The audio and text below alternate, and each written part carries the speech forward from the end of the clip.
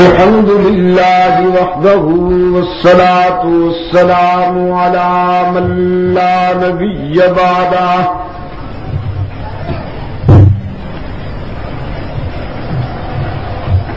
وعلى آله وأصحابه الذين أوفوا عهده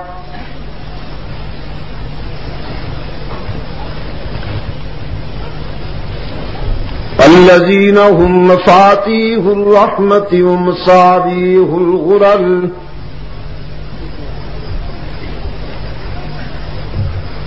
أعوذ بالله من الشيطان الرجيم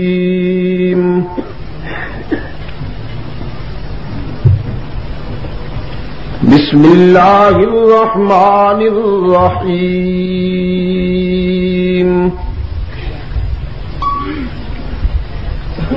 إن هذا القرآن يهدي للتي هي أقوم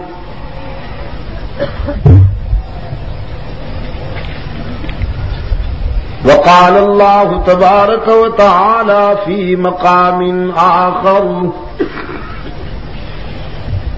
إن الله عنده علم الساعة وينزل الغيث وَيَعْلَمُ مَا فِي الْأَرْحَامِ وَمَا تَدْرِي نَفْسٌ مَاذَا تَكْسِبُ غَدًا وَمَا تَدْرِي نَفْسٌ مَاذَا تَكْسِبُ غَدًا وَمَا تَدْرِي نَفْسٌ بِأَيِّ أَرْضٍ تَمُوتُ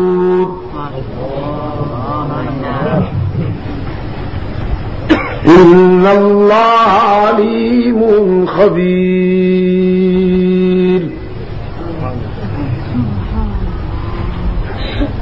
وقال الله تبارك وتعالى في مقام آخر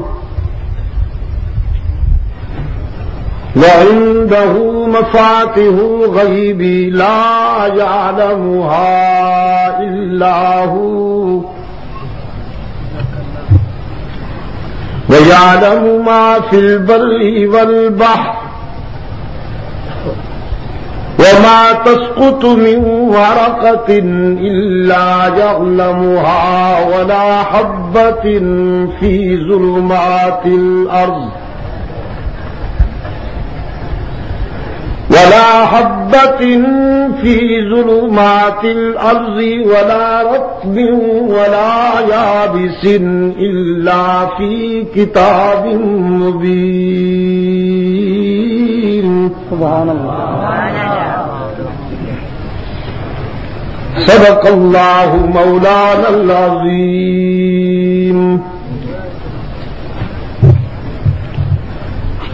وصدق رسوله النبي الأمي الكريم ونحن على ذلك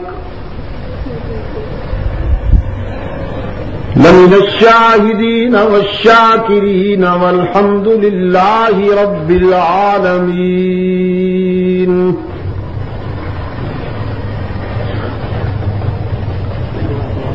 صدر اجلاس ارباب علم و دانش محترم بزرگوں اور عزیز دوستوں،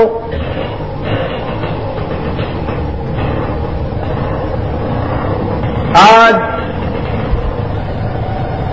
4 اگست 1986 ہم یہاں علاقہ گنج پشاور میں دعوت و تبلیغ کی نسبت سے جمع ہیں۔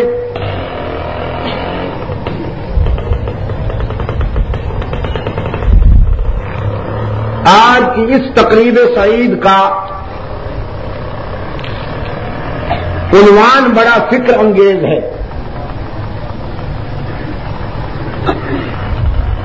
عظمت قرآن کانفرنس۔ اس حسن انتخاب پر میں اپنے منتظمین اور میزبان دوستوں کو ہدیہ تبریک پیش کرتا ہوں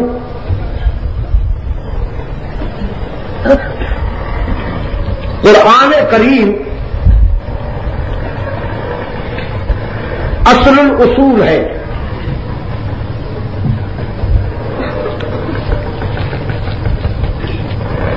دنیا کے سامنے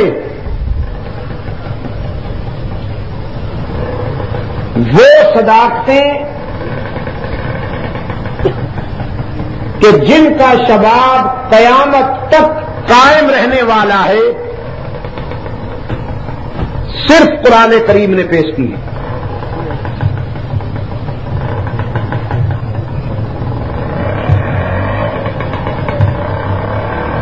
مسلمان اس وقت تک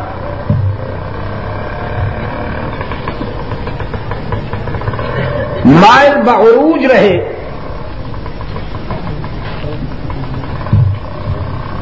جب تک کہ ان کی عملی وابستگی قرآن کریم کے ساتھ مستحکم رہی.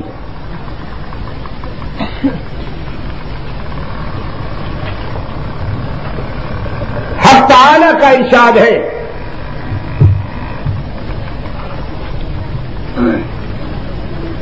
یقیناً قرآن ہی وہ راستہ بتاتا ہے کہ جس میں کوئی کجی نہیں، جو بالکل سیدھا راستہ ہے.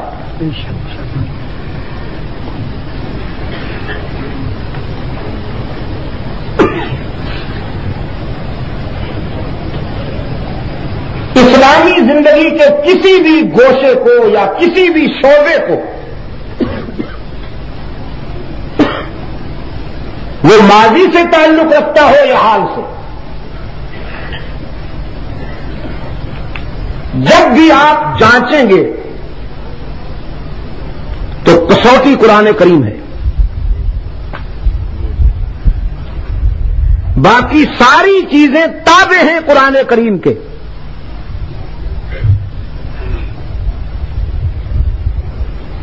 جو چیز قرآن سے ٹکرائے گی اسے چھوڑ دیا جائے اور جس چیز کی قرآن تائید کرے گا اسے اپنانا ہوگا.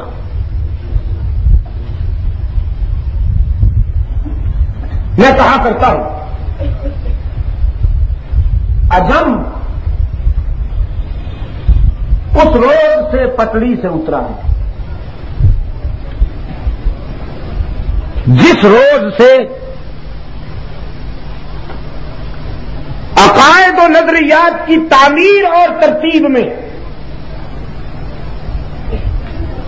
اس سے کہانیوں اور مفروضہ جات کو معیار بنا دیا گیا.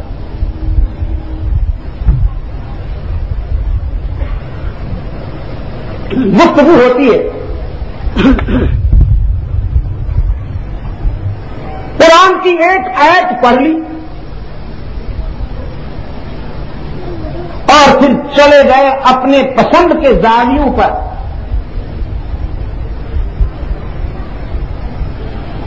بھول کر کبھی قریب سے بھی نہیں گزریں گے کہ قرآن کیا کہتا ہے.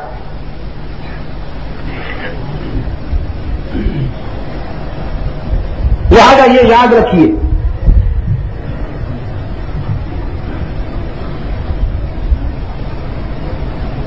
کہ اسلامی عقائد کی بنیاد قرآن ہے اور قرآن کو سمجھنے کے لیے معیار رسول اکرم صلی اللہ علیہ وسلم کا فرمان ہے. حدیث نبوی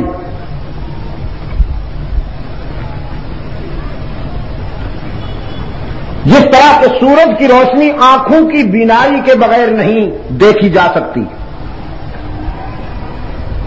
قرآن کریم کو بھی حدیث نبوی کی روشنی کے بغیر نہیں سمجھا جا سکتا.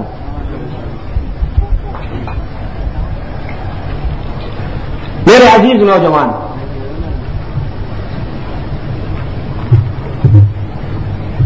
بڑے دکھ کے ساتھ میں یہ بات کہہ رہا ہوں کہ کالج اور یونیورسٹی میں پہلے تو نظام تعلیم ہی اتنا علیل اور بیمار ہے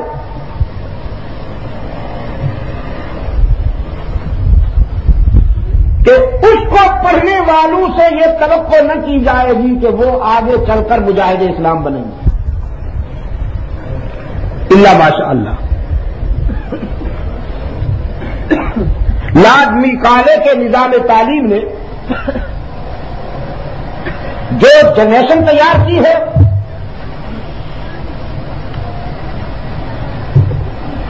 آپ سب حضرات اسے دیکھ بھی رہے ہیں، محسوس بھی کر رہے ہیں، مجھے اس پر تبصرہ کرنے کی ضرورت نہیں۔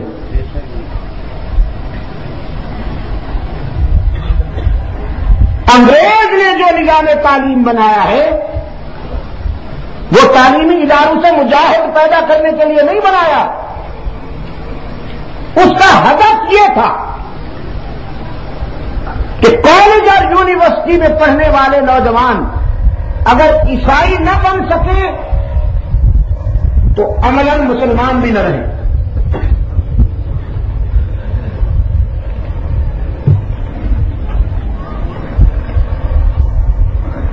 انگریز اپنے اس ہدف میں کہاں تک کامیاب ہوا،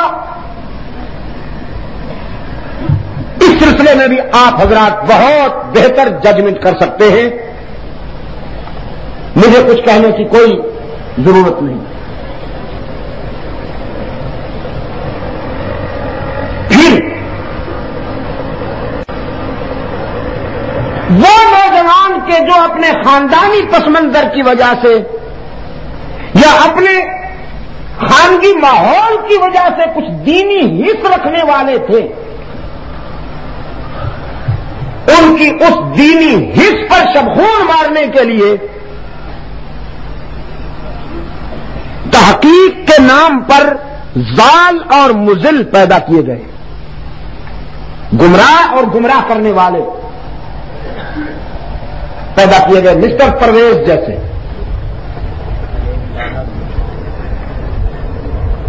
جس نے انشاء اور ادب کے جراثیم سے بڑے خوبصورت کاغذ پر بڑے پرکشش ٹائٹل کے ساتھ یہ مواد کالج اور یونیورسٹی اور دفاتر میں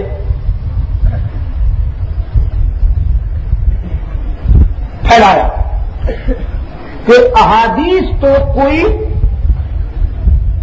معیاری چیز نہیں ہے،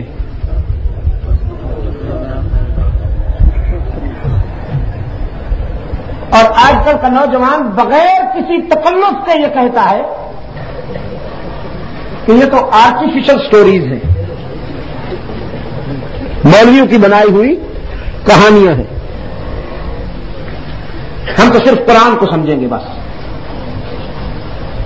اب دیکھیے دعویٰ کتنا خوبصورت ہے کہ ہم تو صرف قرآن کو سمجھیں گے، لیکن اس خوبصورت دعوے کے ساتھ نفی کی جا رہی ہے حدیث رسول کی، اور جو حدیث رسول کی نفی کرتا ہے وہ کبھی قرآن سے وفا نہیں کر سکتا، یہ طے شدہ امر ہے۔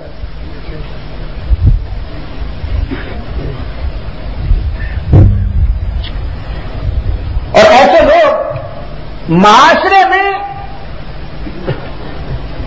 جن کا کوئی قابل ذکر مقام نہیں ہوتا، کیونکہ وہ لابی کے لوگ ہیں، مغربی لابی کے لوگ ہیں، انگریز نے اپنے یہ ایجنٹ چھوڑ رکھے ہیں کہ تم مسلمانوں کی وحدت کو کنفیوز کر دو، ان میں شکوک اور شبہات پیدا کر دو، چنانچہ جب یہ مرتے ہیں تو پھر اخبار کے پہلے صفحے پر ان کی خبریں لگتی ہیں، اور ہیڈ آف دی اسٹیٹ بیان دیتے ہیں کہ قوم ایک عظیم مفکر سے محروم ہو گئی.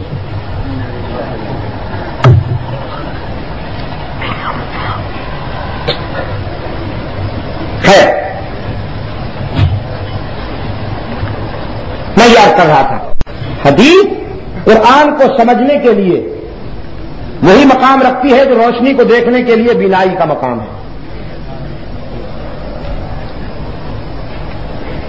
بینائی اگر نہ ہو تو پھر بھی روشنی کو حدت سے محسوس کیا جا سکتا ہے.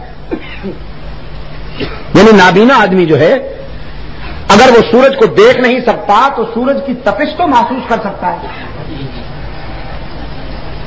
یعنی آنکھوں کی بینائی کے بغیر سورج کے وجود کو محسوس کیا جا سکتا ہے، لیکن حدیث کے بغیر تو قرآن کو بالکل ہی نہیں سمجھا جا سکتا. لہذا اس تمہید کے بعد آج کی اس ملاقات میں قرآن کریم کے پیش کیے ہوئے 5 ضابطوں پر میں گفتگو کروں گا.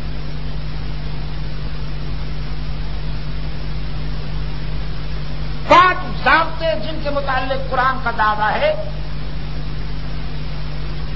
کہ ان کا علم اللہ کے سوا کسی کو نہیں.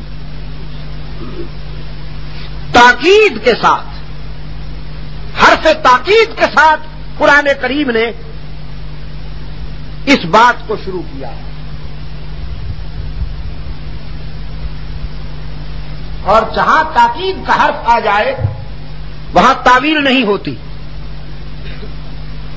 ہو بہو وہی ماننا پڑتا ہے جو قرآن کریم کے صریح الفاظ کے آئینے میں ظاہر ہو رہا ہے. چنانچہ حرف تاکید کے ساتھ قرآن کریم نے دعویٰ کیا، فرمایا ان اللہ عندہ علم الساعۃ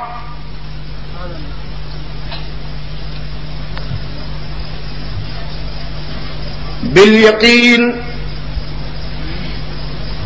اللہ ہی کے پاس ہے قیامت کے واقع ہونے کی گھڑی کا علم. ان اللہ عندہ علم الساعۃ بالیقین، اللہ ہی کے پاس ہے قیامت کے واقع ہونے کے لمحے اور وقت کا علم کہ قیامت کس گھڑی واقع ہونے والی ہے. اللہ کے سوا یہ راز کوئی نہیں جانتا.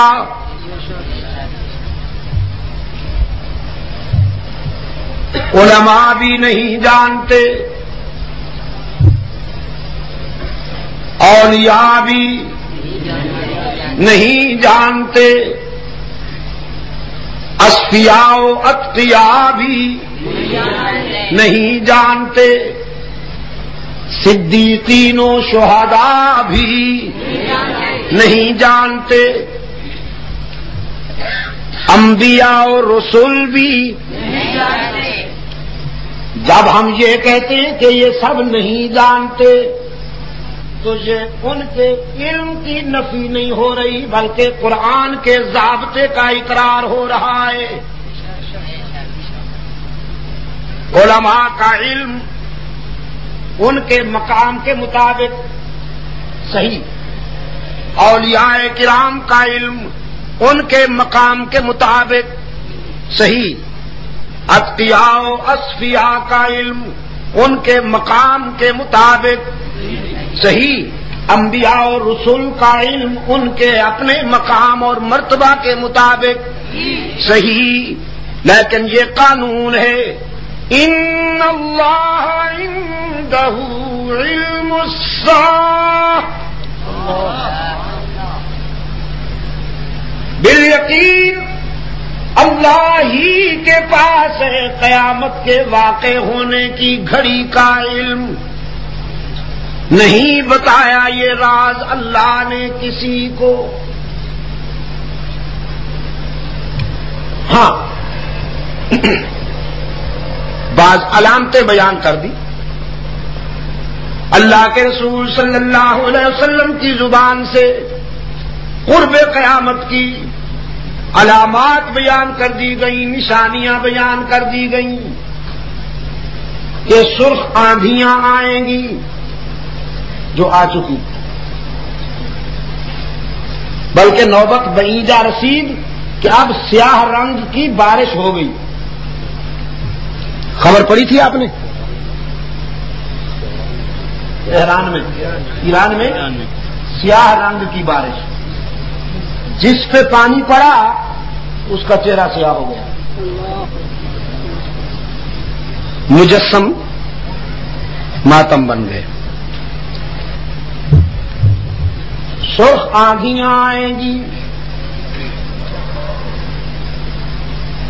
تجارت میں دیانت نہیں رہے گی، دوستی اور رشتوں میں وفا نہیں رہے گی، حیا نہیں رہے گی،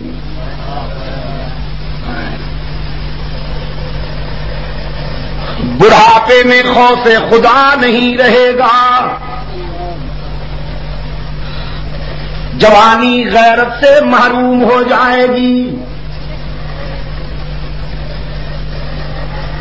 آئے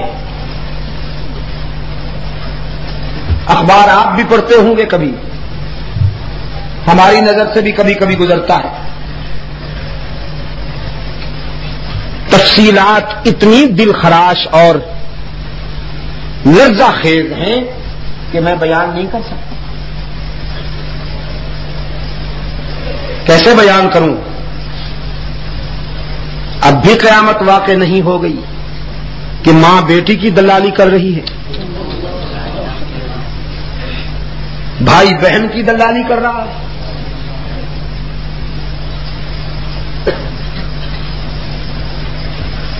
ہاں علامات قیامت تو بتا دی گئی. اگر علماء اجازت دیں تو ایک اضافہ میری طرف سے. لوگ 90 دن کا نام لے کر آئیں گے، 9 سال تک جان نہیں چھوڑیں گے. یہ بھی قرب قیامت میں سے، یہ بھی آثار قیامت میں سے ہے کہ نہیں؟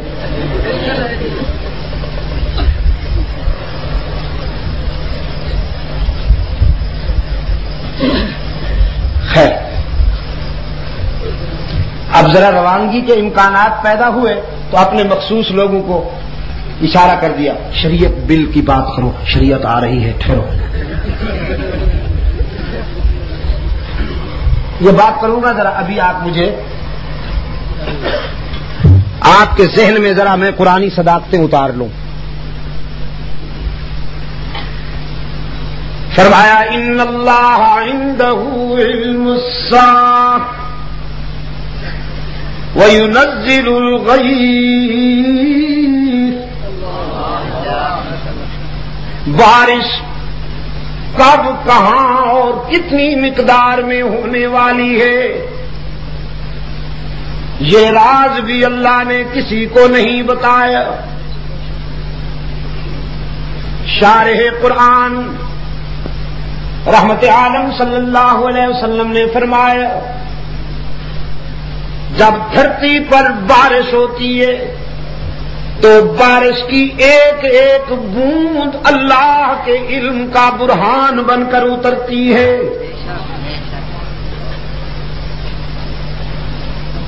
پوری کائنات میں بارش کب، کہاں اور کتنی مقدار میں ہونے والی ہے کون جانتا ہے؟ یہ کرسی نشین بھی کہہ دیں. بڑی رعایت کی ہمارے عزیز نوجوانوں نے. آج تو سب کو کرسیاں مل گئی ماشاءاللہ.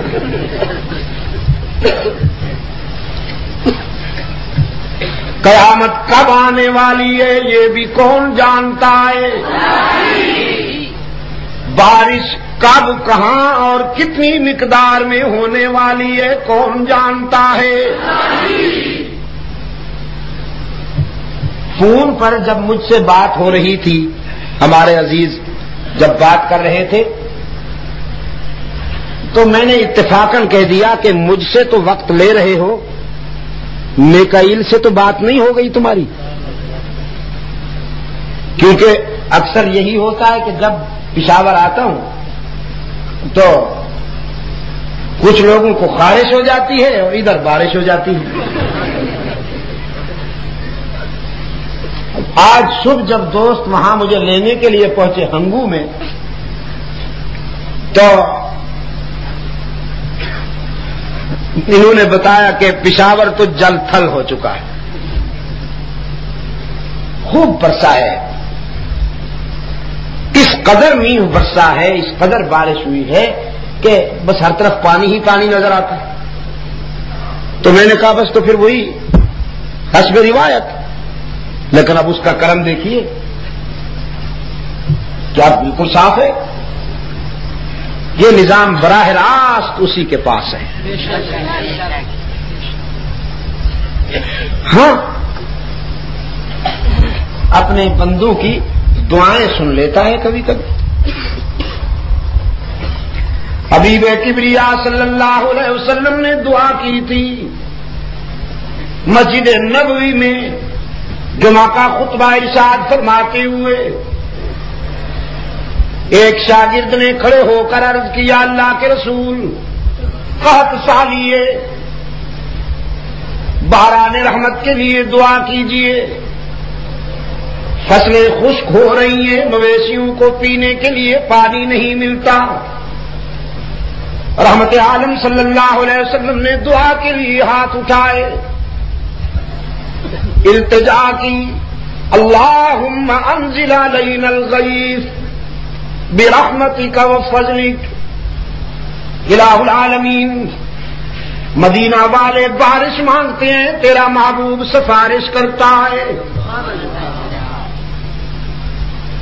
ادھر دعا کے لیے ہاتھ اٹھے، ادھر اشارہ ہو گیا بادلوں کو، مدینہ کے آسمان پہ پہنچو، میرے محبوب نے بارش کی طلب کے لیے ہاتھ اٹھا رکھے ہیں، اور میری رحمت کا تقاضا ہے یہ ہاتھ چہرے پر نہ پھرنے پائیں کہ بارش کی بوندیں پہلے پہنچ جائیں۔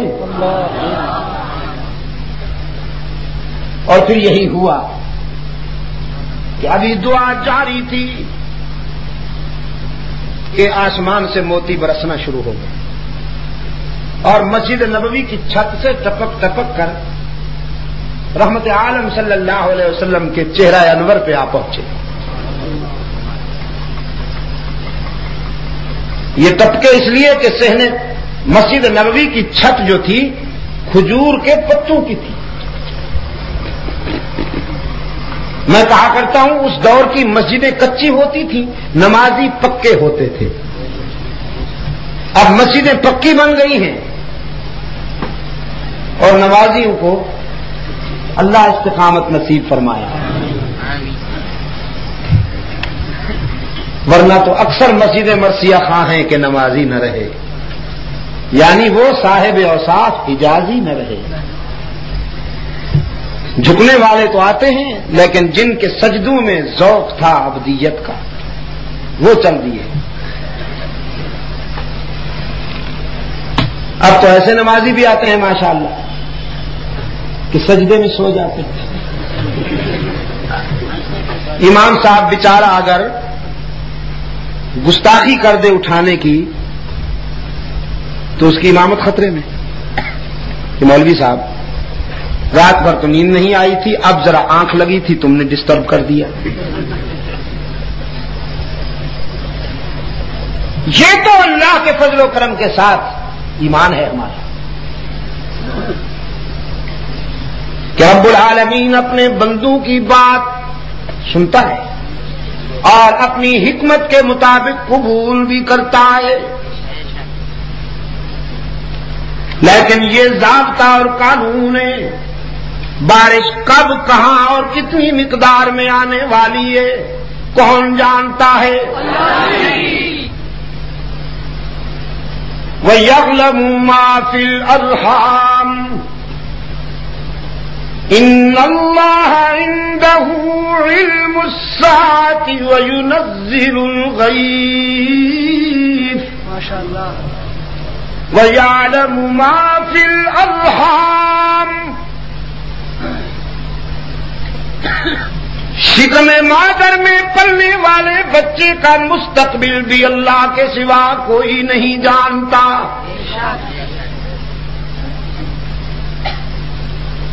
ماں کے پیٹ میں، بلکہ قرآن نے کہا ماؤں کے پیٹ میں، ارحام جمع کے صیغہ کے ساتھ، ساری دنیا کی ماؤں کے پیٹ میں جو بچے پرورش پا رہے ہیں وہ پیدا ہو کر کیا بنیں گے؟ ہدایت پر ہوں گے کہ ضلالت پر؟ مجاہد بنیں گے کہ مجاور؟ یکجائی بنیں گے کہ ہرجائی؟ شہدائی بنیں گے کہ حلوائی؟ وفادار بنیں گے کہ غدار؟ نمک حلال ہوں گے کہ نمک حرام؟ سعادت مند ہوں گے کہ شقاوت پسند؟ تبنگر بنیں گے کہ گداگر؟ کون جانتا ہے؟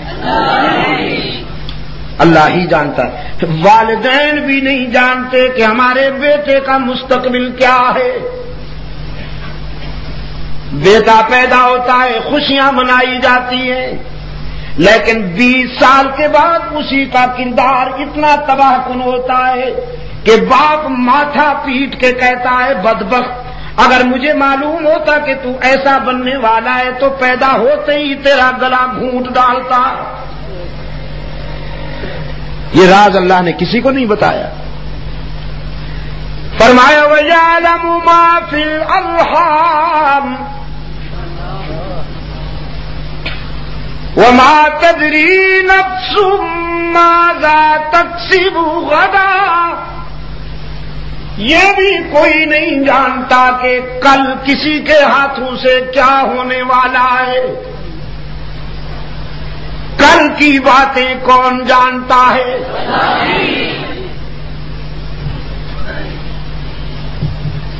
کچھ لوگ چابیوں کے گچھے یوں کرتے ہیں، یہ پروفیشنل ہیں، پرانے پروفیشنل۔ اب نئے پروفیشنل آئے ہیں، ذرا ان سے سیریس اور مہذب۔ وہ چابیوں کا گچھا تو ساتھ نہیں ہے ان کے، لیکن یوں ہی کہتے ہیں اللہ والے سب کچھ جانتے ہیں کل کیا ہونے والا ہے، اللہ والوں کو پتہ ہوتا ہے۔ چابیوں کا گچھا تو نہیں ہے۔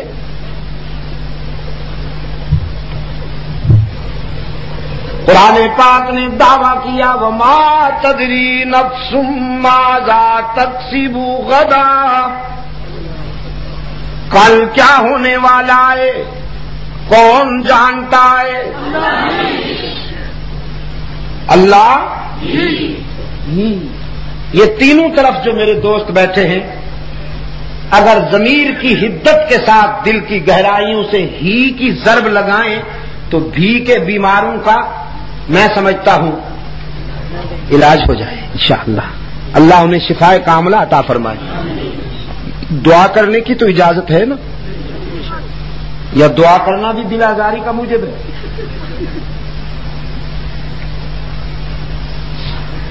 کل کی باتیں کون جانتا ہے؟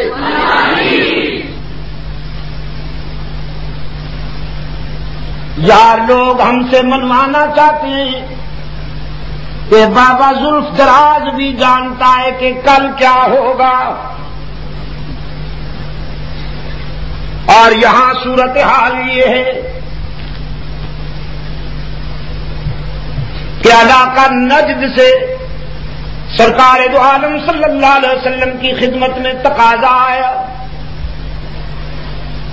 کہ مبلغین اسلام کو ہمارے ہاں بھیجیے، جہاں صدیوں سے قبائل جہالت کی زندگی گزار رہے ہیں، آپ اسلام کے مبلغین بھیجیے اور تعداد بھی زیادہ ہونی چاہیے تاکہ بیک وقت تمام قبائل میں دعوت و تبلیغ کا کام شروع کیا جائے۔ اس تقاضے کے پیچھے انتہائی ہولناک منصوبہ تھا بدنیتی کی۔ یہ سازش تھی عامر بن طفیل کی، جس کے سینے میں انتقامی جذبات دہک رہے تھے رحمت عالم صلی اللہ علیہ وسلم، اور اسلام کو نقصان پہنچانے کے لیے اس نے یہ پلان بنایا کہ بیک وقت مسلمانوں کو تبلیغ کے نام پر یہاں بلایا جائے اور پھر انہیں ذبح کر دیا جائے۔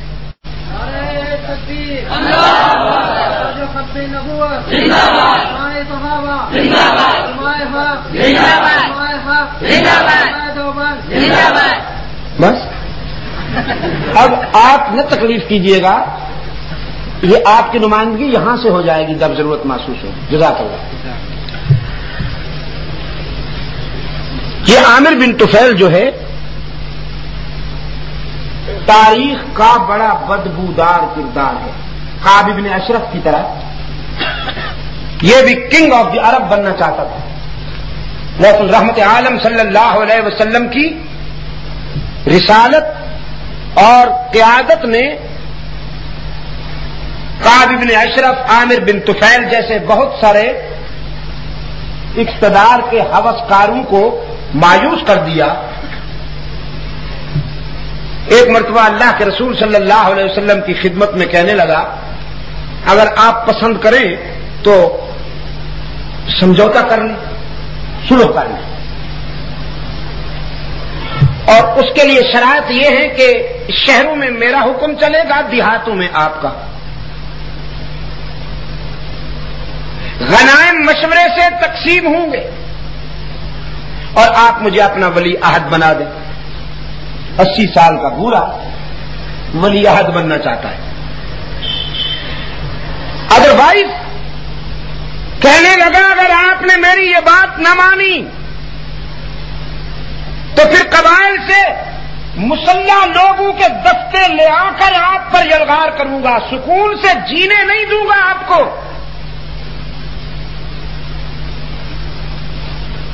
سرکار دو عالم صلی اللہ علیہ وسلم نے اس بوڑھے کی نوجوان دھمکی سن کر فرمایا، ابن طفیل تو نے مجھے سمجھائی نہیں، میں یہاں بادشاہتیں تقسیم کرنے کے لیے نہیں آیا، میں تو مظلوم انسانوں کے کھوئے ہوئے حقوق کی بحالی کے لیے آیا ہوں۔ سبحان اللہ۔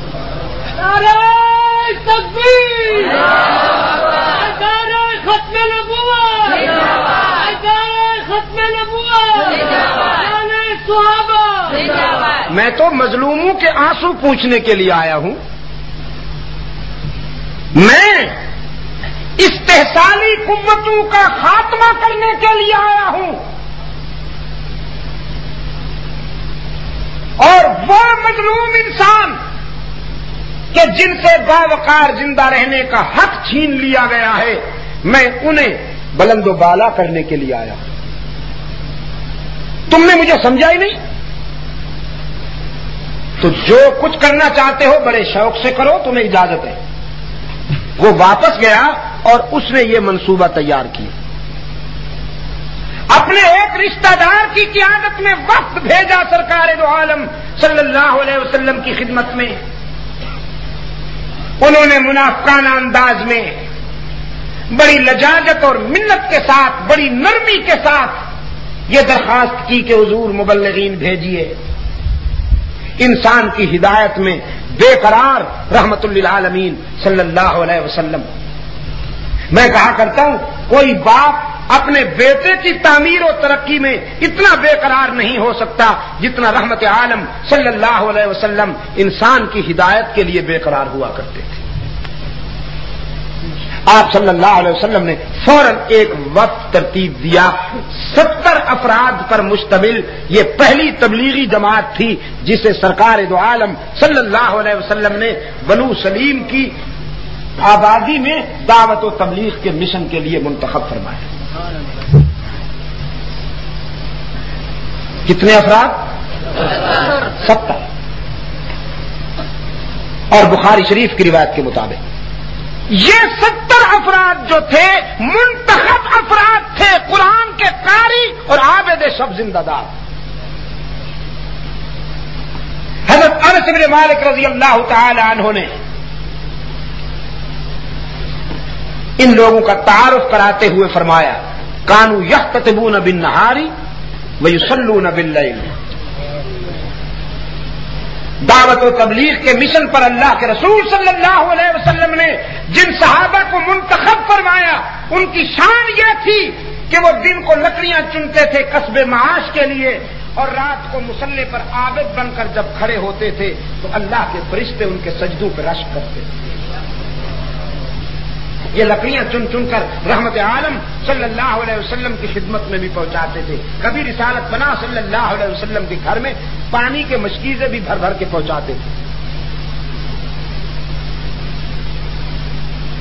ان میں سے 3 افراد پر مشتمل ایک سفارتی مشن اللہ کے رسول صلی اللہ علیہ وسلم نے منتخب کیا حرام ابن ملحان کی قیادت میں. انہیں خط لکھ کے دیا عامر بن طفیل کے نام، جس میں اسلام کی دعوت دی گئی تھی. فرمایا کہ تم 3 عامر بن طفیل کے پاس چلے جاؤ اور اس کو جا کر میرا یہ خط پہنچاؤ، اور باقی حضرات سے کہا کہ تم اپنی منزل کو روانہ ہو جاؤ.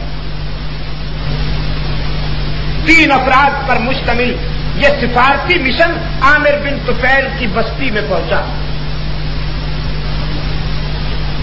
بستی سے ذرا دور جنگل میں حضرت حرام ابن ملحان نے اپنے 2 ساتھیوں سے کہا تم یہاں ٹھہر جاؤ، میں اکیلا جاتا ہوں.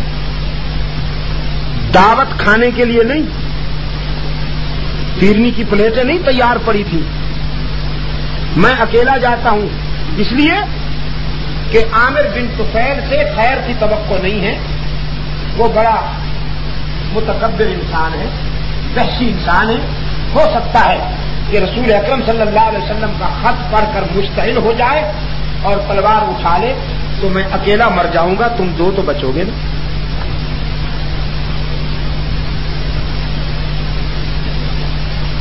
دونوں ساتھیوں کو یہاں جنگل میں کھڑا کیا. مکتوب رسالت لے کر عامر بن طفیل کے دربار میں پہنچا. بڑے وقار اور سنجیدگی کے ساتھ عامر بن طفیل کے سامنے جا کر اللہ کے رسول صلی اللہ علیہ وسلم کا خط آگے بڑھا. پہلا جرم تو یہ ہو گیا کہ سر نہیں جھکایا عامر بن طفیل کے دربار میں. اس کے دربار کے آداب میں یہ بات شامل تھی کہ جو بھی آئے وہ سر جھکا کے آئے. لیکن رحمت عالم صلی اللہ علیہ وسلم کے غلام اللہ کے سوا کسی کے آگے سر نہیں جھکایا کرتے. ان کا سر قلم ہو سکتا ہے لیکن اللہ کے سوا کسی بندے کے آگے جھک نہیں سکتا. اور آج کل تو انسانی سر کو بھی فٹ بال بنا دیا یار لوگوں نے. مولانا الطاف حسین حالی نے بڑے درد کے ساتھ کہا نا، کہیں نخل مرکب کی چھاؤں میں سجدہ، کہیں مرنے والے کے پاؤں میں سجدہ، اشاروں میں سجدہ، اداؤں میں سجدہ، ادھر اور ادھر خانقاہوں میں سجدہ. قبر لمبی ہونی چاہیے، چادر چمکیلی ہونی چاہیے، جھنڈیاں رنگ برنگی ہونی چاہیے، جھکنے والے سروں کی کوئی کمی نہیں.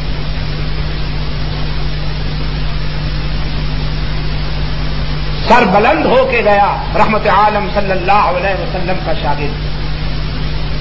خط دیا. عامر بن طفیل نے سرکار دو عالم صلی اللہ علیہ وسلم کے مکتوب کا سرسری کا مطالعہ کیا اور پھر کمال جنات و کمینگی کا مظاہرہ کرتے ہوئے خط کو ٹکڑے ٹکڑے کیا اور سفیر رسول حضرت حرام ابن ملحان کے منہ پہ دے مارا.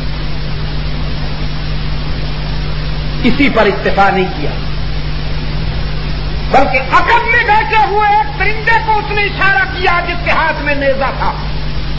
اس نے پیچھے سے نیزہ پھینکا جو سفیر رسول حضرت حرام ابن ملحان کی پشت میں لگا اور سینے سے پار ہو گیا. سینے سے پار ہوتا ہے تو خون فوارے کے ساتھ نکلتا ہے مجاہد اسلام کے سینے سے. حدیث میں آتا ہے کہ فعل بالدم هكذا ونزعه على وجهه وراسه ثم قال فزت ورب الكعبة. وہ جو خون نکلا تھا سینے سے، دونوں ہاتھوں میں وہ خون لے کر مجاہد اسلام نے اپنے چہرے پہ ملا، پھر اپنے سر پہ ملا، اور پھر نعرہ لگایا رب کعبہ کی قسم کہ میں کامیاب ہو گیا، مجھے تو منزل مل گئی.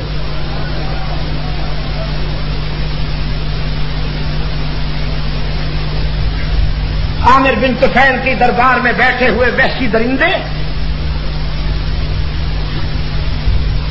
یہ نعرہ سن کر حیرت کے ساتھ نے اسلام قبول کیا، اور جب اسلام قبول کیا تو کہنے لگے اظہار تو اپنے ایمان کا ہم آج کر رہے ہیں، لیکن اصل میں ہم اسی دن مسلمان ہو گئے تھے جس دن عامر بن طفیل کی دربار میں سفیر رسول حضرت حرام ابن ملحان نے بوقت شہادت نعرہ لگایا تھا فزت ورب الکعبہ.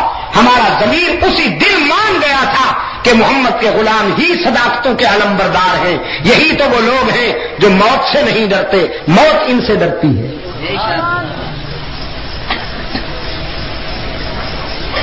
مجاہد حق آگاہ کو اگر شہادت مل جائے تو اس سے بڑی اور کون سی کامیابی ہوگی. خالد بن ولید رضی اللہ تعالی عنہ بستر عدالت پر جس بیماری میں انہیں موت آئی، بستر پر لیٹے ہوئے ہیں، دیوار کی طرف منہ کر کے ہچکیاں بندھی ہوئی ہیں اور رو رہے ہیں. مزاج کرسی کے لیے آنے والے لوگوں میں سے کسی نے کہا خالد تیری زندگی تو بڑی قابل رشک اور مثالی ہے، تو نے تو انتہائی کامیاب زندگی گزاری ہے، روتا کیوں ہو؟ خالد بن ولید رضی اللہ تعالیٰ عنہ فرمانے لگے اس لیے روتا ہوں کہ میں چاہتا تھا اس دنیا سے شہید بن کر جاؤں، اور میں نے میدان جنگ میں جہاں گھمسان کی جنگ دیکھی، میں نے دیکھا کہ اندر دھن تلواریں چل رہی ہیں اور موت بالکل قریب ہے، اپنے آپ کو میں نے وہیں جھونک دیا، لیکن ہزاروں میرے ہاتھوں سے تو کٹ گئے، کسی کی تلوار مجھے نہ کاٹ سکی. آج بستر پر عورتوں کی طرح ایڑیاں رگڑ رگڑ کے مر رہا ہوں، بس حسرت تھی کہ شہید ہو کے جاؤں. اس ناکامی پر افسردہ ہوں. میرے عزیز دوستو، شہیدوں کی موت قوموں کی زندگی کا عنوان بنتی ہے. شہید کے خون کا ایک ایک قطرہ ملت کی دائمی زندگی کی بنیاد بنتا ہے.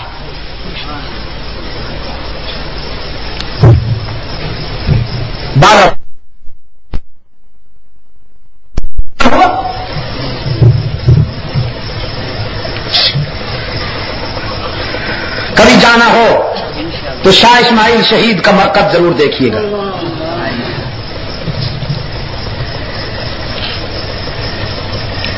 اس سال بھی جانا ہوا، اور جب میں شاہ اسماعیل شہید کا مرکز دیکھتا ہوں مجھے عبداللہ ابن زبیر یاد آ جاتے ہیں.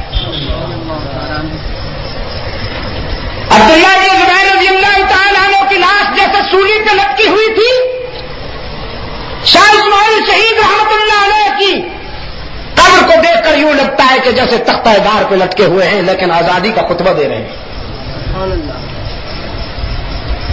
حضرت عبداللہ ابن زبیر رضی اللہ تعالیٰ عنہ ایک ظالم حکمران کے سامنے کلمہ حق بلند کرنے کی پاداش میں سولی پہ چڑھا دیے گئے، تختہ دار پہ لٹکا دیے گئے، اور ظالم حکمران نے آرڈر دیا کہ اس کی لاش کو یہی رہنے دیا جائے. لوگ دیکھیں اور عبرت پکڑیں کہ ہمارے خلاف بولنا مذاق نہیں ہے. لہذا اس مرد حق گاہ کی میت سولی پہ لٹکی ہوئی ہے. دیکھنے والے تو بہت آئے تھے، لیکن ایک دن ان کی والدہ چلی آئی دیکھنے کے لیے، حضرت اسماء. ہزاروں کی تعداد میں لوگ اس خاتون کے ساتھ آئے کہ دیکھیں بیٹے کی لاش کو سولی پہ لٹکا دیکھ کر ایک ماں کا ریئیکشن کیا ہوتا ہے، اس کا رد عمل کیا ہوتا ہے، ذرا دیکھیں. لوگ سوچتے تھے بیٹے کو اس حالت میں دیکھ کر سر پیٹ لے گی، شور کرے گی، چیخے گی، چلائے گی، ماتم کرے گی. لیکن اسماء رضی اللہ تعالی عنہا جب اپنے بیٹے کی لاش کے قریب آئی، لاش پہ نظر پڑتے ہی کہنے لگی شاباش میرے فرزند، شاباش شاباش بیٹا، تو نے میرے دودھ کا حق ادا کر دیا، جان دے دی نا، ظالم کے آگے سر تو نہیں جھکایا.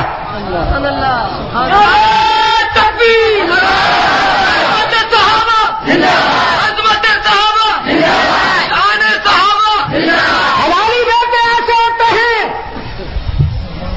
اور پھر لوگوں کی طرف دیکھ کے کہنے لگی لوگوں مجھے مبارکباد دو، میں اس بیٹے کی ماں ہوں کہ جس نے ظالم کے آگے کلمہ حق بلند کیا، سر نہیں جھکایا، نہیں بکا، نہیں جھکا. میں آج اپنے بیٹے پہ فخر کر رہی ہوں. دیکھو تو میرا بیٹا کتنا اچھا خطیب ہے، تختہ دار پہ بھی آزادی کا خطبہ دے رہا ہے. تکبیر تکبیر. شاہ اسماعیل شہید رحمت اللہ علیہ کے مرکز پہ بھی دل کی کیفیات عجیب ہوتی ہے. شاہ شہید کی قبر پہ ایک پتھر لگا ہوا ہے. کتبہ تو میں اسے کہتا نہیں ہوں، اس لیے تو کتبہ تو وہ ہوتا ہے جسے تراشا جائے، بنایا جائے. وہ یوں ہی ایک پتھر ہے لمبا سا، اس کے اوپر کسی روشن ضمیر نے سرخ الفاظ کے ساتھ یہ تحریر لکھ دی ہے. فرمایا ہے ذبیح اللہ اسماعیل ماں، اے ذبیح اللہ اسماعیل ماں، شد ندایت سور اسرافیل ماں، خون خود را در کو سارے لیک بیجے حریت در ہند بے. اے اللہ کے راستے میں ذبح ہونے والے ہمارے اسماعیل، تیری صدا تو سورہ اسرافیل بن کر گونجی، جس نے برے صغیر میں غفلت کی نیند سونے والوں کو ایسا بیدار کیا کہ وہ موت کے تعاقب میں نکل کھڑے ہوئے. اور معمار حریت انسان، تو نے اپنے خون کے قطروں کی بارش برسا کر بالا کوٹ کے سنگریزوں کو تو سرخ کر دیا، لیکن تیرے خون کا ایک ایک قطرہ انسانی آزادی کی تمہید بن گیا اور بنیاد بن گیا. آج قطرے آزادی میں بیٹھ کر چونچلے کرنے والوں، بھول گئے ہو قربانیاں دینے والوں کو. ان کا نام اونچا کرتے پھرتے ہو جنہوں نے ساری زندگی انگریز کی غلامی کی، انگریز کے گھوڑوں کو کھرکھرے کر کر کے جاگیریں حاصل کرنے والوں کو سر بناتے ہو،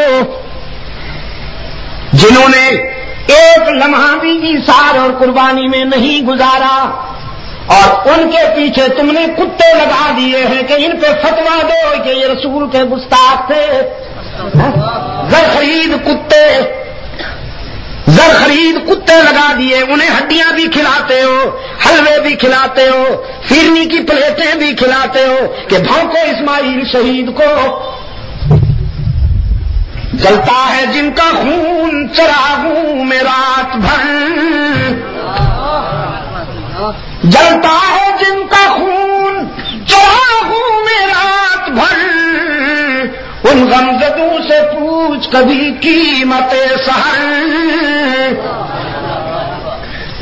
اور اصلاح احوال چاہتے ہو، اصلاح احوال چاہتے ہو تو یقین دلاتا ہوں سن لو، سنجیدگی سے کہہ رہا ہوں، جذباتی نہیں ہوں، خدا کی قسم نہیں ہوگی اس وقت تک اصلاح جب تک مظلوموں کو سینے سے نہیں لگاؤ گے جب تک ظالم کو اپنے سے دور نہیں ہٹاؤ گے. جنہیں حقیر سمجھ کر بجھائے بیٹھے ہو وہی چراغ جلیں گے تو روشنی ہوگی. میں کہتا ہوں بڑے صغیر میں اسلامی سلطنت کے قیام کے لیے فکری تصور دینے والے تو بہت ہوں گے لیکن خون جگر سے اسلامی سلطنت کی بنیاد رکھنے والے شاہ اسماعیل شہید ہیں.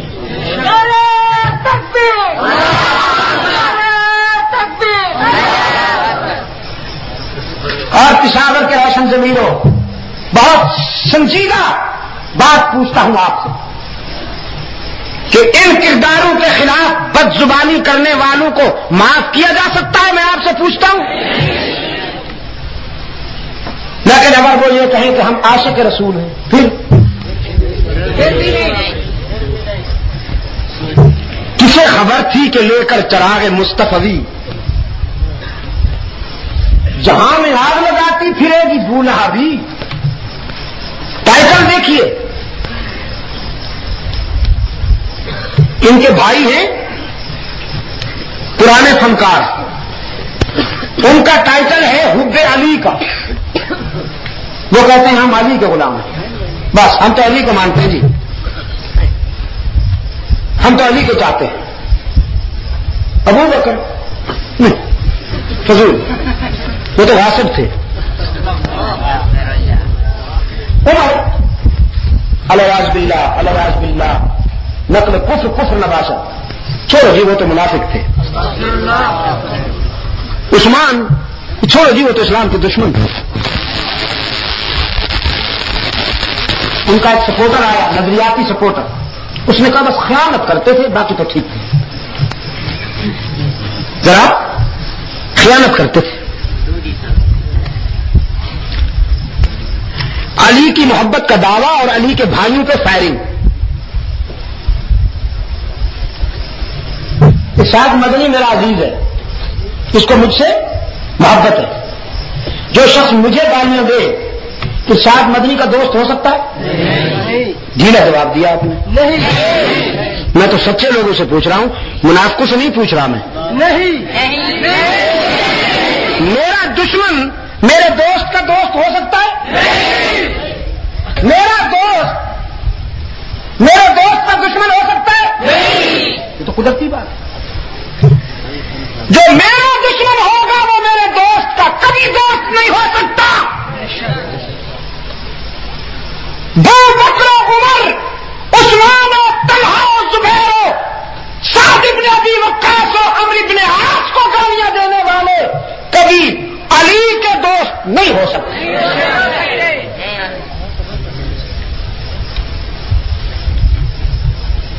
تو پھر رحمت للعالمین صلی اللہ علیہ وسلم کے دین کی سربلندی کے مشن میں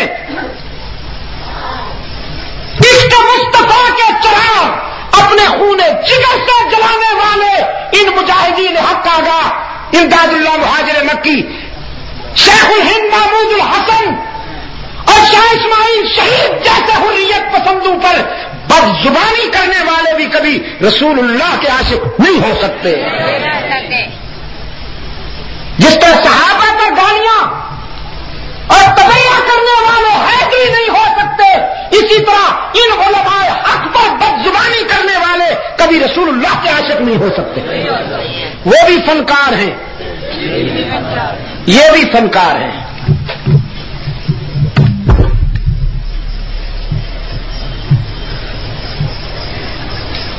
عزیز دوستو, حرام ابن ملحان رضی اللہ تعالیٰ عنہ جام شہادت پی کر سرخرو ہو گئے. عامر بن طفیل کی وحشت اور بڑھی. اپنے رضاکاروں کو تیاری کا حکم دیا. ہنگامی بنیادوں پر مسلح دستے لے کر بیر معونہ پہ خیمہ زن ان مبلغین اسلام پر یلغار کر دی. وہ تبلیغی جماعت جو اسلام کی دعوت و تبلیغ کے لیے اللہ کے رسول صلی اللہ علیہ وسلم نے بھیجی تھی. یہ تبلیغی جماعت کے دشمن پرانے، ان کی ہمتلیوں میں بل پڑتے ہیں نا تبلیغی جماعت کے نام سے، اس لیے کہ بیچاروں کی اپنی دکانداری خطرے میں ہے۔ رات کے سمجھوتے میں یلغار کی سب خون مارا، یہ مسلح وہ نہتے، یہ تخریب کرنے والے وہ تعمیر کرنے والے، یہ اجاڑنے والے وہ بسانے والے۔ رات کی تاریکی میں تلواریں چلیں، چن چن کر سرکار دو عالم صلی اللہ علیہ وسلم کے شاگردوں کو انہوں نے ذبح کرنا شروع کیا، خون شہادت سے نہائے ہوئے ہیں، سر سے پاؤں تک خون شہادت میں نہائے ہوئے ہیں، زخم پہ زخم کھا رہے ہیں اور ایک پیغام نشر کرتے ہیں، ہواؤں کو پیغام دیتے ہیں، اللہ کے فرشتوں کو، حدیث کے ورقوں میں وہ پیغام چمک رہا ہے، اور صحابہ کرام فرماتے ہیں وہ پیغام اتنا پیارا تھا، قرآن کی آیات کے بعد جو عبارت سب سے زیادہ ہماری زبان پہ مچلتی رہی وہ یہی تھی جو بیر معونہ کے قاریوں نے اور شہداء نے پیغام نشر کیا، فرمایا بلغوا عنا قومنا، بلغوا عنا قومنا انا لقینا ربنا فرضی عنا وارضانا۔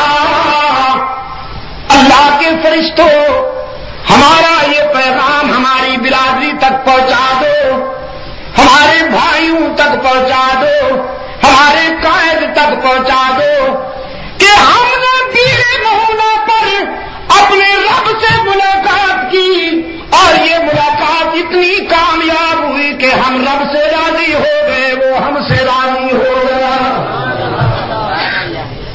ہم نے وفا میں کمی نہ آنے دی، اس نے جزا میں کمی نہ کی۔ بلغوا عنا قومنا، ہو سکے تو یاد کر لو میرے عزیز نوجوانوں، اپنی نوٹ بک پہ لکھ لو اسے، بلغوا عنا قومنا انا لقینا ربنا فرضی عنا وارضانا۔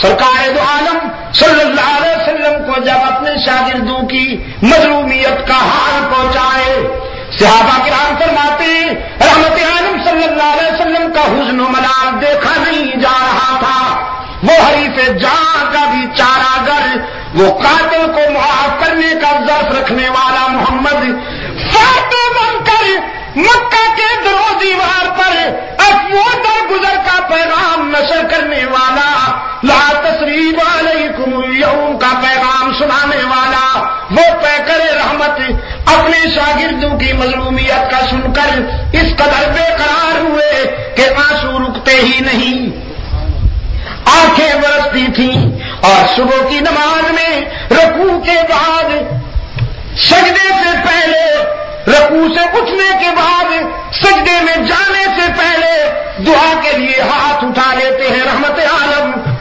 اور ان ظالموں کے لیے بد دعا کرتے ہیں، عرض کرتے ہیں اللہم اسدد وجہک علی وزر، اللہم اجعل علیہم سنین کسنی یوسف۔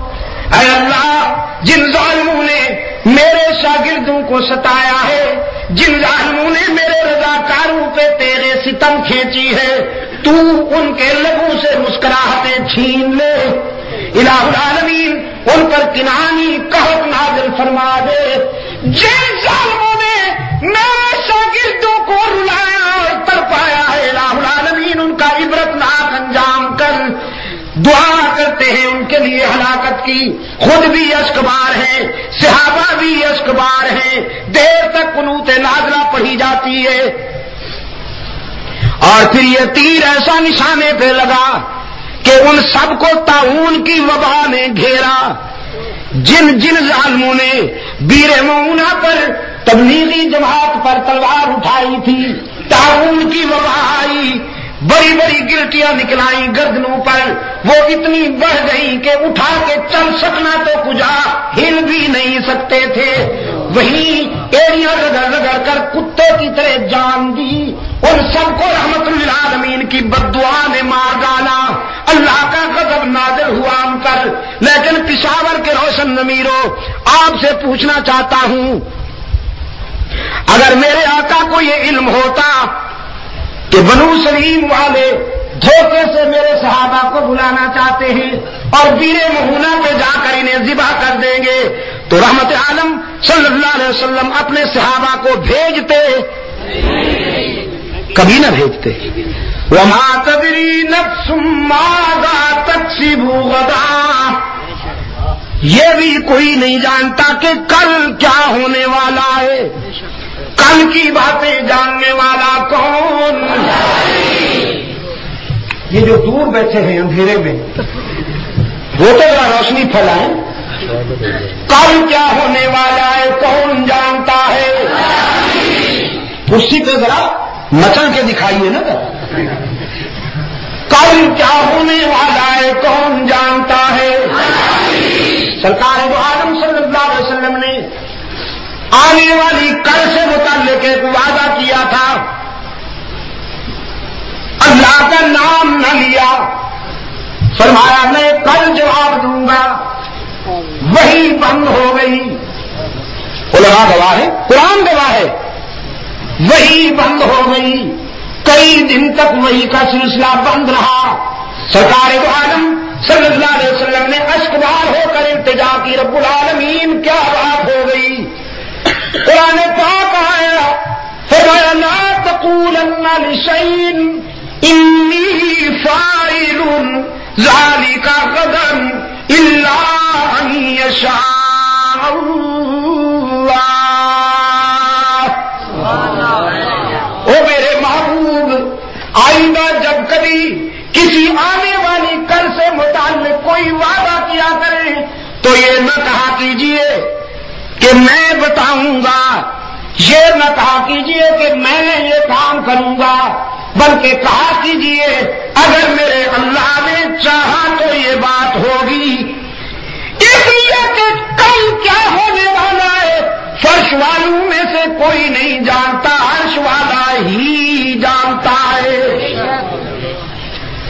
وما تدری نفس ماذا تکسب غدا وما تدری نفس بأي أرض تموت، یہ بھی کوئی نہیں جانتا کہ موت کہاں آئے گی، کس عنوان سے آئے گی، کب آئے گی، کوئی نہیں جانتا۔ کون جانتا ہے؟ موت کب کہاں اور کس عنوان سے آنے والی ہے کون جانتا ہے؟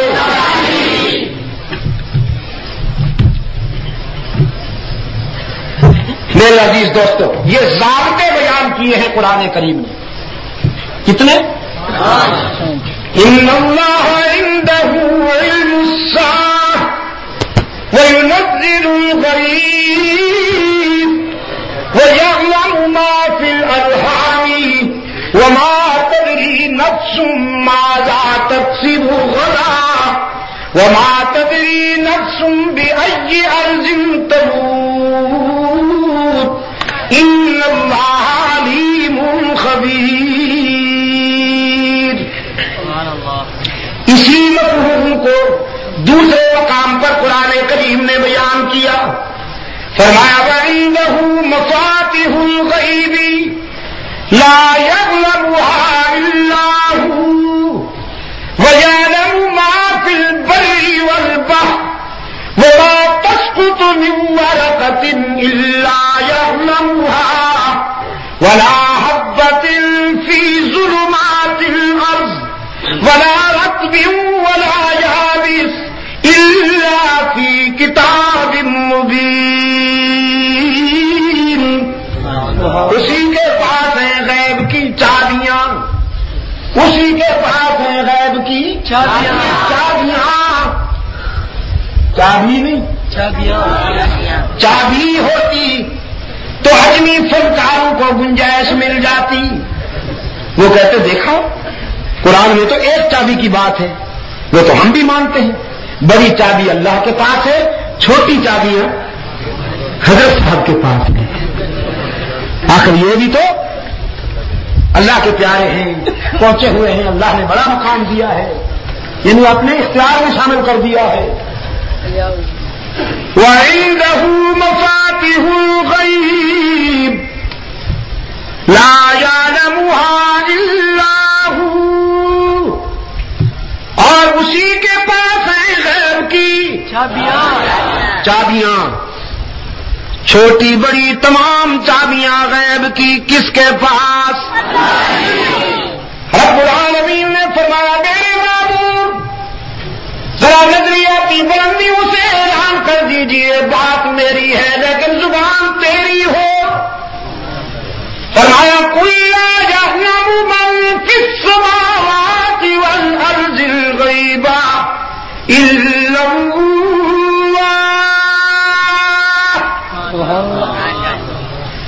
اعلان کر دیجئے میرے محبوب زمین و آسمان میں جو کچھ غیب ہے کوئی نہیں جانتا مگر اللہ ہی. اللہ بھی نہیں، اللہ ہی. فنکار کہتے ہیں تو پھر انبیاء نہیں جانتے؟ انبیاء کو اللہ نے بتائے. اب ان علم کے بادشاہوں سے کون پوچھے کہ جو بات بتائی جائے وہ غیب نہیں رہتی.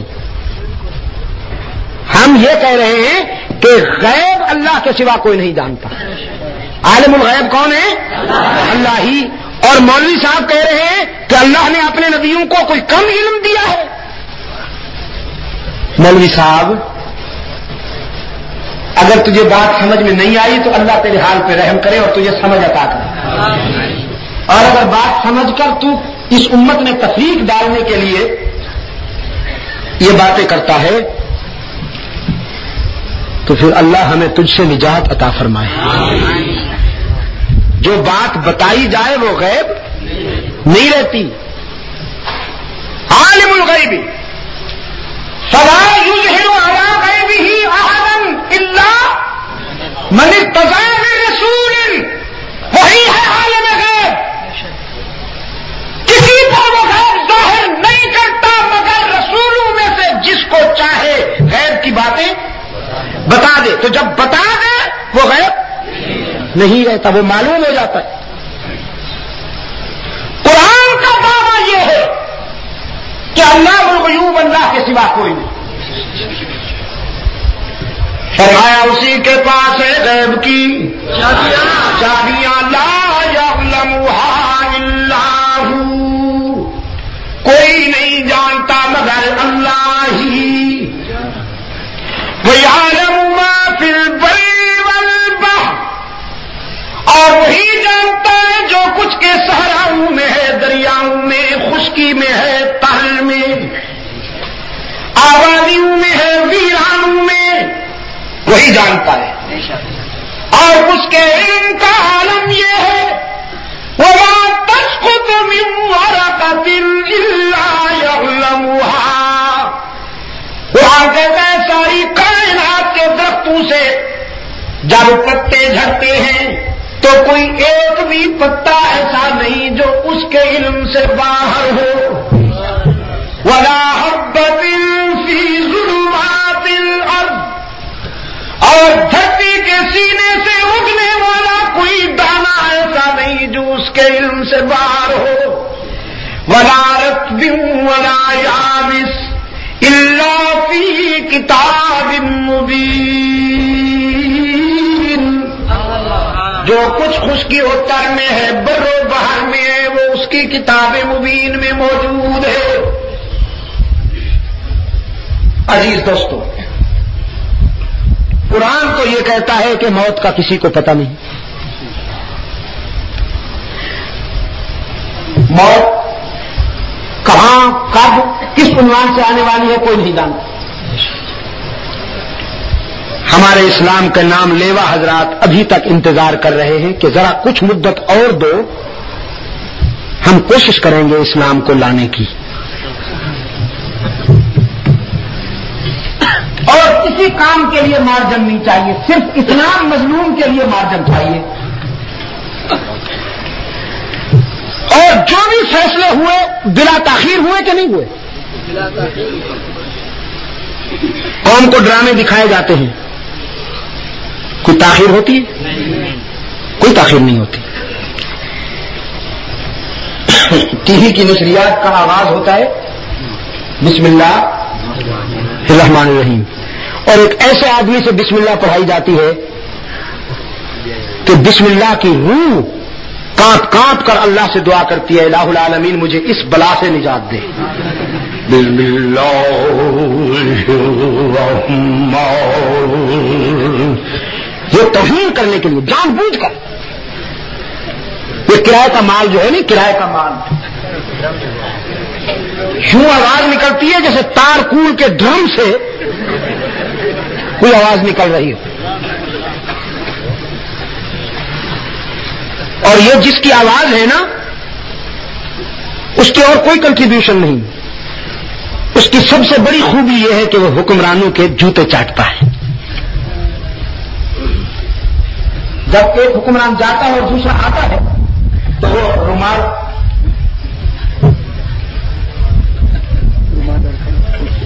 کوئی بات نہیں، جزاک اللہ، وہ رنگین رومال ہوتا ہے، یہ تو ایسے ہی ہے مجھے یوں ڈال کرنے کی بنگلے کے باہر کھڑا ہوتا ہے. تو نیا حکمران جب باہر نکلتا ہے موٹر میں تو دیکھتا ہے ایک مولوی صاحب بئی ریش و جبہ و دستار، یہ میکدے میں کہیں شیخ محترم تو نہیں. وہ گاڑی روکتا ہے اور یہ جا کر ہاتھ چومتا ہے، کہتا ہے کہ وہ رات خواب میں حضور اکرم صلی اللہ علیہ وسلم کی زیارت ہوئی تھی، حضور سلام کہہ رہے تھے اور شکر ہے آپ تشریف لائے ہیں ورنہ تو ملک جا رہا تھا. یہ خوبی ہے. اور جب یہ جائے گا تو پھر اگلا جب آئے گا تو اس کے ساتھ بھی یہی کاروائی کرے گا. لہٰذا اس کے بعد بسم اللہ الرحمن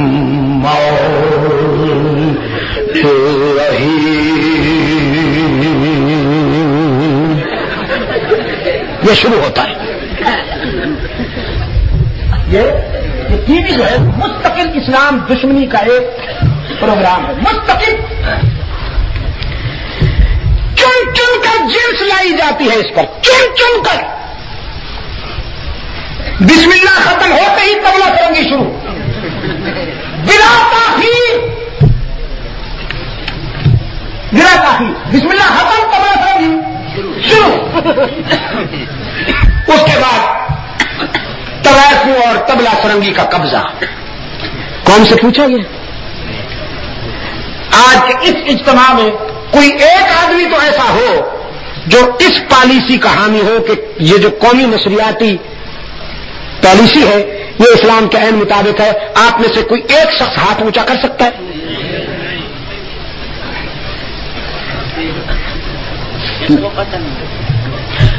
اس میں تو کوئی تاخیر نہیں ہوئی. گانے گانے والیاں والے تو چلو ہوئے جو ہوئے، لیکن والیاں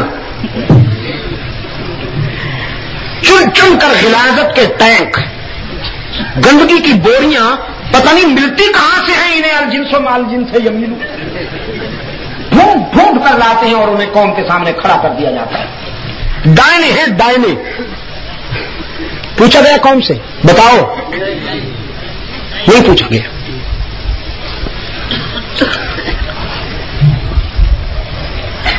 اسی قسم کی ایک غلاظت کی بوری کے گھر میں ڈاکہ پڑا تھا. ڈی آئی جی صاحب نے متعلقہ تھانوں کو اور پولیس کے لوگوں کو اشارہ کیا کہ چند گھنٹوں میں یہ چوری برآمد ہونی چاہیے اور ڈاکو پکڑے جانے چاہیے ورنہ تمہاری خیر نہیں. وہ پکڑے گئے کہ نہیں پکڑے گئے؟ پکڑے گئے. اسلم قریشی اس کا کوئی پتہ نہیں، اس کو 4 سال ہو گئے، 14 سال ہو جائیں گے، کوئی پتہ نہیں چلے گا.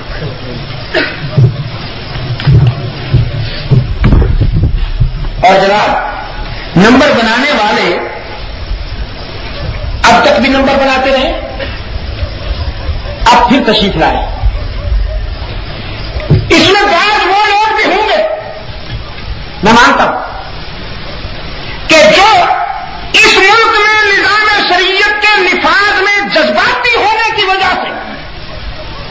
مسلمان جذباتی ہے.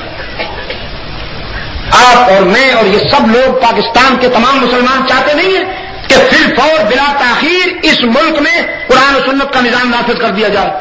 چاہتے کہ نہیں چاہتے؟ تو کچھ وہ لوگ بھی ہیں کہ جو اس خواہش اور اس آرزو کی حدت کی وجہ سے تھا،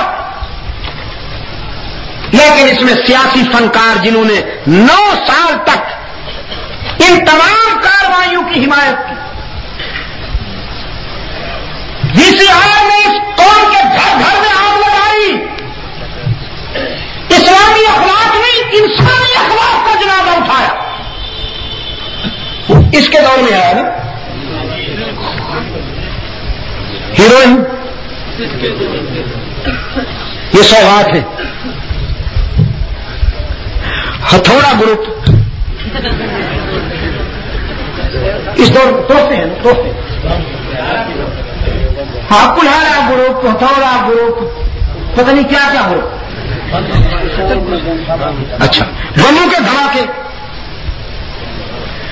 ڈاکے، راہدنی، ان سب چیزوں کا ساتھ دیتے رہے اور چپ کر کے چلتے رہے. اب جب سیاسیات کا موسم آیا تو نظام شریعت کی بے قراری پھر دوستوں کو لے آئی باہر. یہ سیاسی فنکاروں کی بات کر رہا ہوں، ورنہ سیدھی سی بات ہے کہ متفقہ اسمبلی نے اس قوم کے مستقبل کو ملحوظ رکھتے ہوئے 73 کے آئین کی توثیق کرتے ہوئے اس پر اتفاق کر لیا ہے کہ اس ملک کا مستقبل صرف اور صرف اسلام بچا سکتا ہے. اسلام کے سوا اس ملک کے مستقبل کو بچانے والی کوئی طاقت نہیں، نہ مغربی سامراج اور نہ سب سامراج. میں آپ سے پوچھتا ہوں، صلاح الدین ایوبی والا اسلام امریکہ برداشت کرے گا؟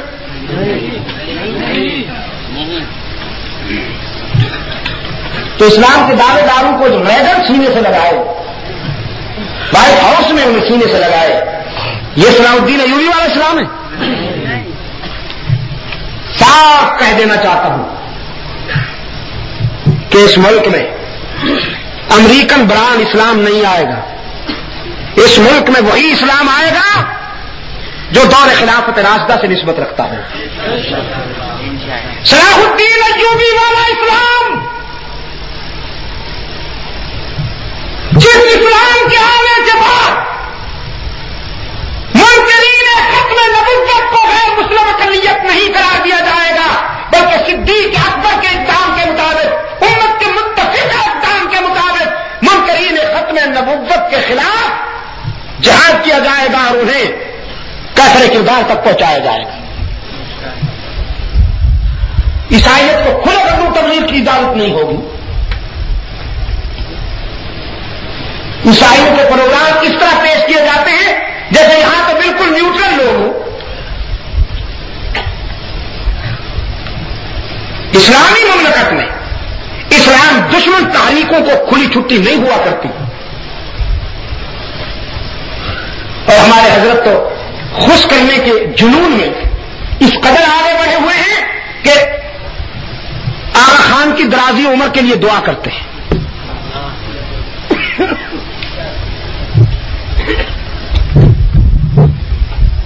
جن کے ہاں قرآن ایک افسانہ ہے، جن کے ہاں نبوت کے تصور سے امامت کا تصور زیادہ بلند ہے، جو اپنے امام کو اللہ کی حلال کردہ چیزوں کو حرام اور اللہ کی حرام کردہ چیزوں کو حلال کرنے کا مجاز سمجھتے ہیں. صحابہ دشمنی جن کے رگوں میں گھسی ہوئی ہے، اپنی سیاست کی دکان چمکانے کے لیے ان کی درازی عمر کی دعا ہو رہی ہے. جو آغا خان کے لیے درازی عمر کی دعا کرے، میں آپ سے پوچھتا ہوں وہ اس ملک کی اکثریتی آبادی کا نمائندہ ہو سکتا ہے؟ کبھی نہیں ہو سکتا. اور جو لوگ اس سے اسلام کی توقع لیے بیٹھے ہیں، میں نے کہا کہ آپ اس زمین پر قرآن و سنت کا نظام چاہتے ہیں تو پھر ذرا آئیے مفتی محمود کے قافلے میں شامل ہو جائیے. جس دیش نے صوبہ سرحد کی چند دنوں کی وزارت کے زمانہ میں یہ ثابت کر دیا تھا کہ ایک عالم دین جب اسلام کا نام لیتا ہے تو اس کا مقصد کیا ہوتا ہے، اور ایک پیشہ ور سیاستدان جب اسلام کا نام لیتا ہے تو اس کا اذان کیا ہوتے ہیں. سیدی سیدی مفتی مفتی سیدی سیدی مفتی مفتی. مفتی صاحب کے قافلے پر تیر اندازی کرتے ہوئے، سنگباری کرتے ہوئے نظام شریعت کے لیے کوشش کرنے والوں کو اللہ ہدایت نصیب فرمائے. اگر زندگی رہی،